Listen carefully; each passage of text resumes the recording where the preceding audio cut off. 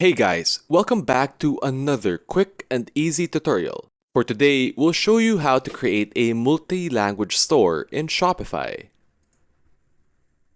So in your Shopify dashboard, make sure that you have a Shopify account logged in. On the left-hand side, select Online Store. Then select Pages. From here, you can see a list of all the different pages you have for your Shopify webpage. Select View Page. Here, you can see how your webpage will show to potential buyers. Go back to your settings on your Shopify dashboard and scroll down until you see Languages. Select it, then select Add Language. From here, you can see a list of all the different languages that you can add to your Shopify webpage. For now, let's choose French and add that. Then you can select Translate, choose Translate and Adapt,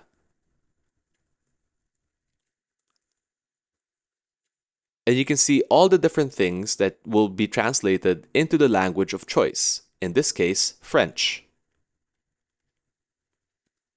Go ahead and select Edit.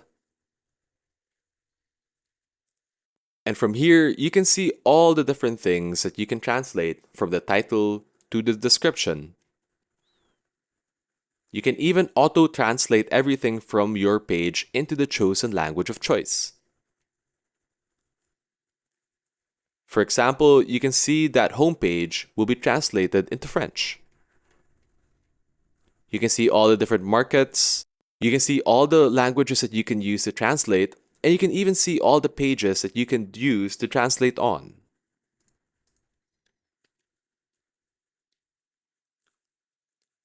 So go ahead, select Pages, select Fashion, and you can see that you can auto-translate really anything on your Shopify website using this tool. And there you go. That's all there is to it in using auto-translate to make a multi-language store in Shopify.